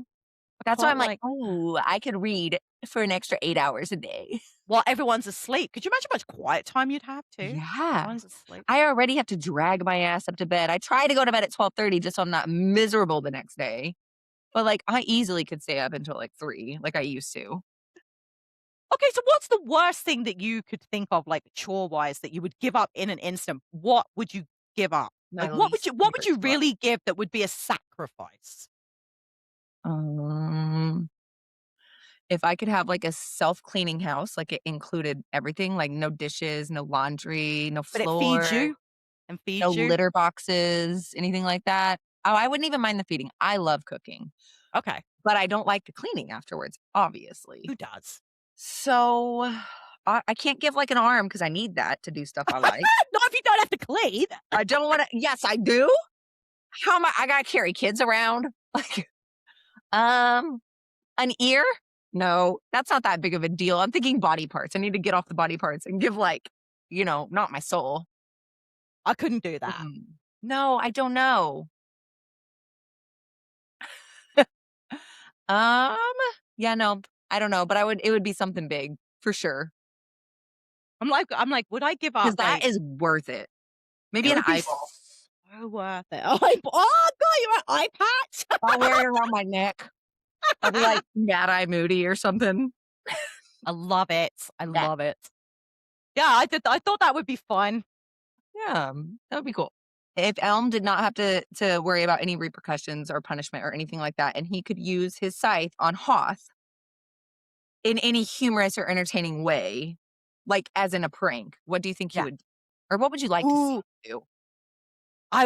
I think he would make him give every time he had to answer a question, he'd have to sing it and I do thought like about something like that too. yeah, because Hoth is like such a piece of shit, right? So could you imagine if he's there and he's like, "I have to go outside." Yeah. Every time, it'd be fucking hilarious. You wouldn't be able to Yeah. take him seriously, man. That's where my mind took me too. I I settled on having his voice crack like a prepubescent boy every time. I like that. That's a good Yeah, but one at too. first I was like maybe speaking in rhymes or like old folklore kind of English or something where people wouldn't take him seriously. I was on that same train of thought. Or Or every time he had to walk somewhere, one of his legs wouldn't work, he'd have to drag it. or have him rip an ass every time he talks to women. Okay. There's a lot of good ones. Oh god. Oh god. Oh, I can't breathe. Oh god. Whew. I had a what would you rather question. Oh yeah. Would you rather spend a week in the spirit of the woods domain with no snacks or spend 1 hour in a room with Hoth and his scythe card? 1 week with no snacks. Yeah. Do I have other food? I'm hungry. I get hangry. Oh, that's a hard one. I think I'd rather do the spirit of the woods though because she's so interesting to me. Yeah. I'd be hungry. I'd have to eat rats or something. The I second don't that like I would hot. I don't I wanna was be a like, I Christian. no, I couldn't do an hour with him. I would rather be hungry for a few days than Yeah. have to go anywhere near him. Yeah. Yeah, that'd be Oh, hard for me man. though. If you just said in the spirit of the woods, that's fine, but with the no snacks is the kicker for me. God, I'm crying, man. That's so funny. Alright. If Elm and Ione were Hogwarts students, what would their houses be? Ooh, okay. I think Ione would be a Hufflepuff, That's what I said, and but with a mild crossover into Gryffindor because she's so fiercely loyal and brave, yeah. but she innately, I think, is a Hufflepuff. Yeah, I can feel it. She gives me, Like, oh god, what's the word? caring, huggy, just Yeah, kind-hearted. like, treats everybody the same, like, no Mhm. one's better, no one's worse. Um, Ravenclaw or Gryffindor? Oh, I don't know. I don't know, he's so smart, so he could be a Ravenclaw, but at the same time, he is like yeah, I'm gonna say Ravenclaw. I put Ravenclaw, but with crossovers into Slytherin because he's Ooh. cunning. He's Oh, so yeah, I cunning could and see smart. that.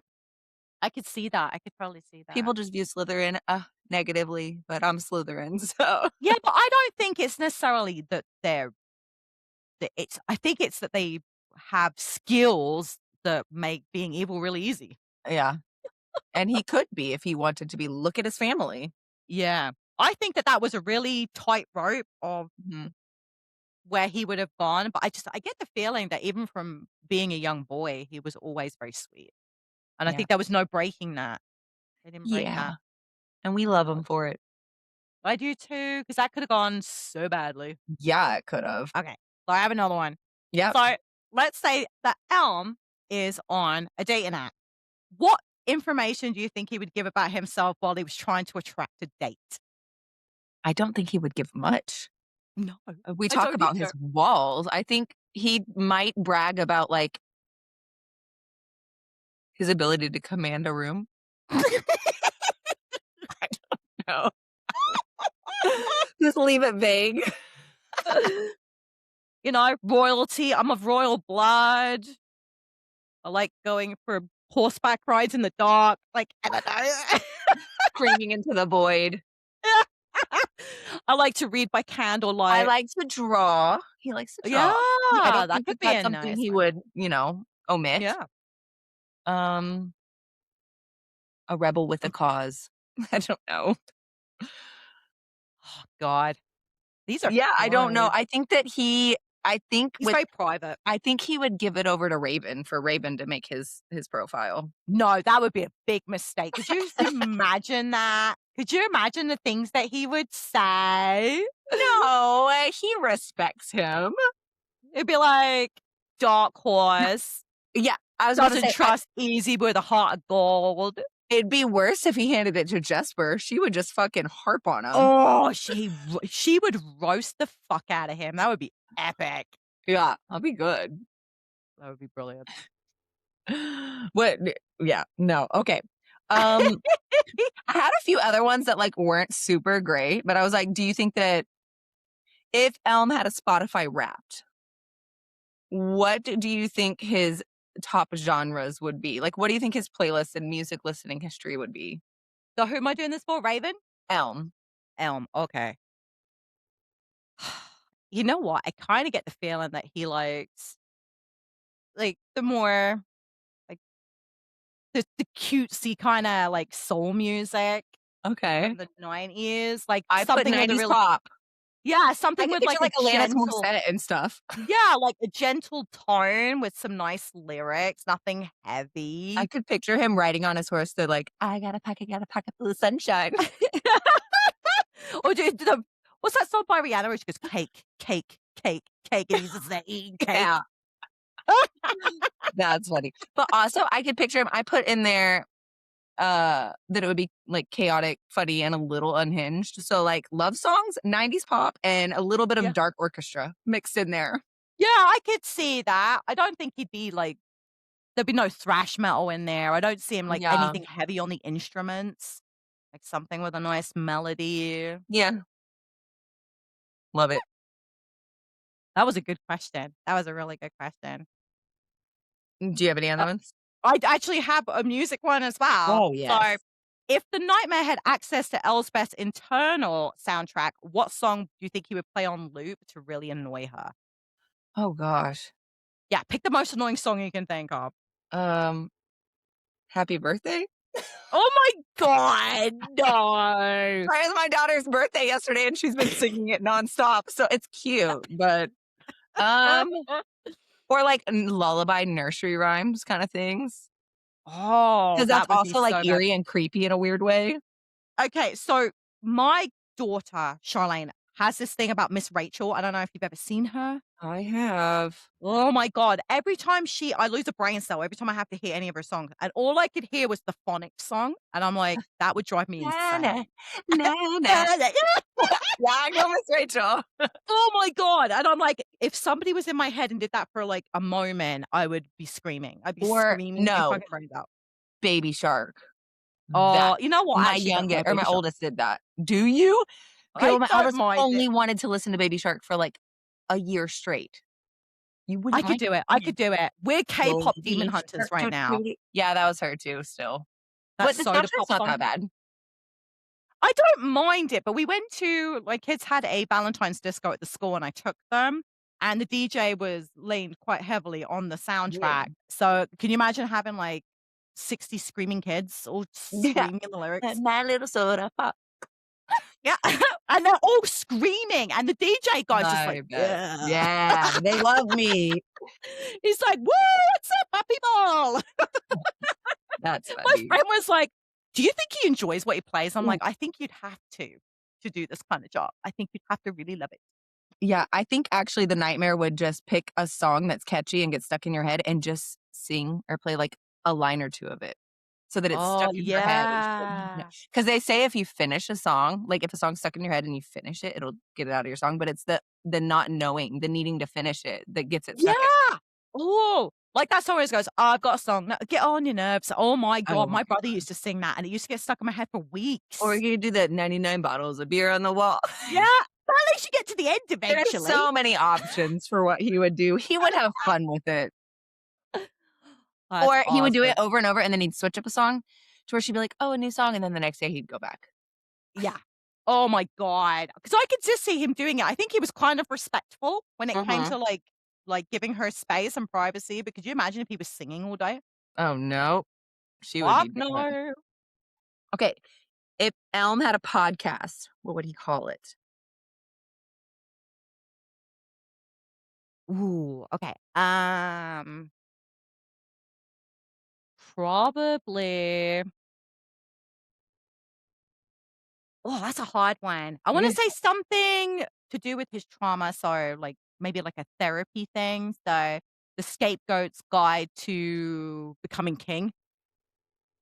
'Kay. Something Yes like and no, that. he has a lot of trauma, but he likes to deflect. He likes to use humor. It would be like a humor segment, I feel like. Yeah, maybe. Or Yeah, maybe maybe you're right there. or maybe he'd use a site to, like, make people do stuff, and then he would go on there and tell about all the funny things he had people do and call it Oh. I put The Confessions of a Rotten Prince. Ooh! I like that. I'd actually Yeah, listen to that. I would too. It's catchy. I like that. That is clever. I like that. That's very smart. If you'd have given me some time to think about it, I could I have know, come up I with thought something about sitting in, but I just was, like, adding stuff earlier today. I was thinking about the after party, and I'm like, it's really hard to come up with questions. Like, I didn't really. I actually looked back for my last couple questions. I only have 2 more. I looked back at the Throne of Laughs and kinda pulled some from there. Oh, that was smart. The only other Mhm. one I had was another would you rather, and would you rather speak exclusively in rhymes like the nightmare, which I'm guessing now that I know Oh, you, yes. you're gonna say that, I don't even need to hear or the second one. would you would prefer to permanently have nosebleeds for overusing magic like Elm? No, rhymes. No, One's you'd speak cool, the in other one rhymes. sucks. Yeah. I was thinking about it and I'm like, if I have to make the rhymes up, probably not, because Oh, I I would wouldn't be do able to that talk too. all fucking day. I'll be there going, No, you would just figure out how to talk, and then you'd be like, "Red, blah, blah, blah, blah, dead." You would just throw random words on the end of it that make no sense. "Oh my god, you're killing me. Fucking breathe."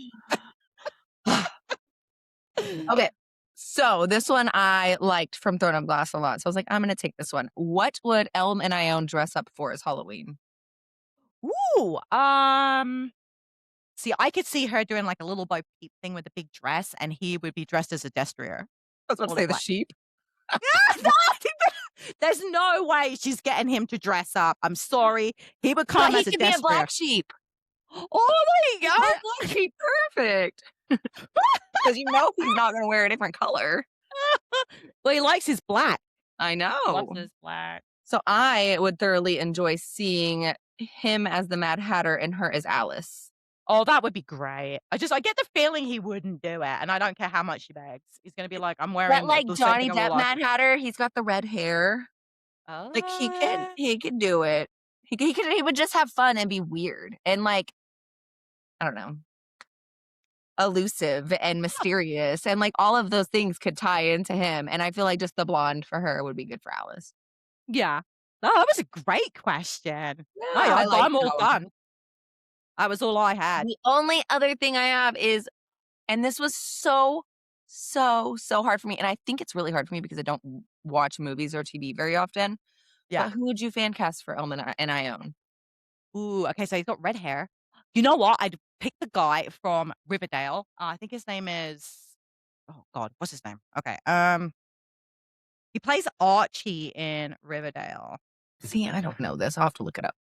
Okay, so his name is KJ Appa. He's got red hair. I saw him whenever I was looking stuff up. Yeah, I I don't know what his love acting him. ability is like.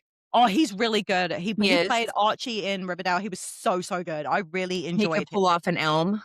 Oh, yeah. Oh, for sure, because he's tall and he's got, like, the like, you could he's got, like, the sarcasm and the Okay.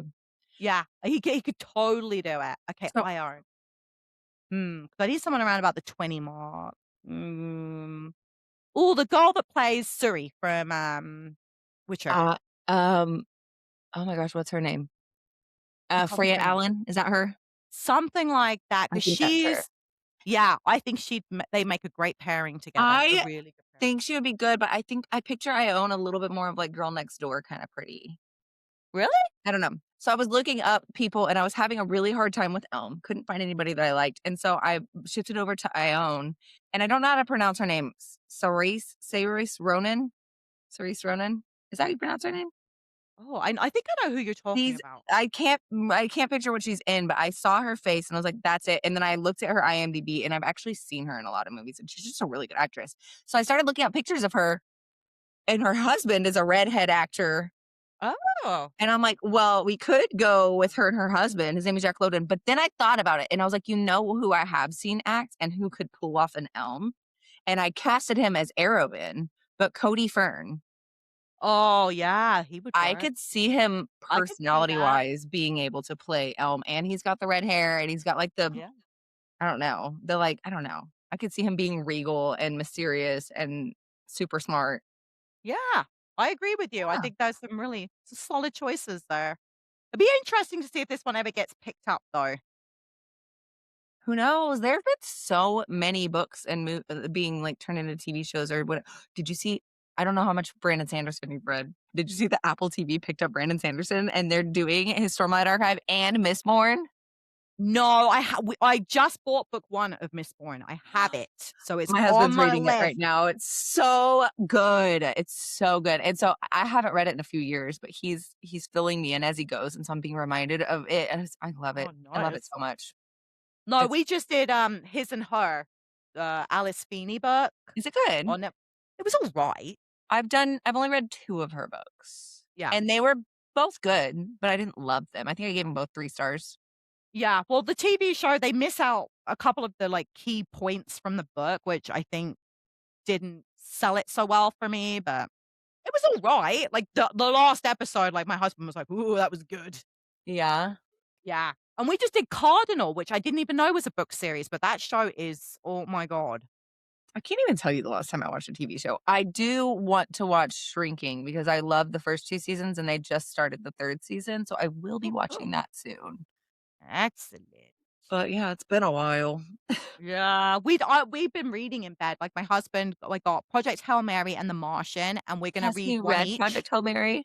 I did, and I thought it was brilliant, but I did the audio book, so I I was haven't gonna read I haven't done book. the audio yet, and everybody who I tell reading the book was 6 stars, they're like, "How? You need to do the audio," which I understand for Rocky. Get it. I would have loved to hear what he sounds like, but reading it Oh, on the he's page so didn't good. He's yeah, but it so didn't good. take away from the story with me picturing it in my head. No, so a lot of people turned around and said that it was very sciencey, so reading it made it, like I it love felt like a little science, bit of a though. chore. Yeah, well, lots of people do, but after reading of doing the audiobook, I grabbed a copy because my husband wants to read in bed with me, so we're gonna do so many chapters of the books per night, and then we're gonna switch, and then we're gonna talk about them. Nice. I Right, and made then we thought we'd do the movies because The Martian's a that's movie and, like, Project yeah, Hail Mary, I think comes out in comes out March, so I'm yeah. super sonic excited. Me too. I made my husband he listened to Project Hail Mary, but I was like, "You have to do" all my favorite books, all my books that are 5 stars and up, I'm like, "Read them now. Read it now." So he's doing Yeah, Mistborn right now because I made him do Blood Over Brighthaven and Sword of Kaigen, and he liked yeah. them, but I think he prefers male authors. Ah. So I'm like, "All right, well, I know you like Brandon Sanderson, and Mistborn's phenomenal, so do that one." We hope that you have enjoyed this episode of Two Twisted Crowns, Part 1, our deep dive into Elm. We are super excited to get to Raven and Yes, we are. Elsbeth next week. You can follow us on our social medias. You can find me and Hannah both on Instagram at the toppling TBR underscore Hannah for Hannah underscore Stacey for me. We have a Facebook page at the toppling TBR. We have our YouTube channel at the toppling TBR and our Spotify channel as well. We hope that you guys have the reading week that you deserve, and we hope that you join us next week. Take care, Yes, readers. and remember, be wary, be clever, and be good. See Every you next single time. day. Take care.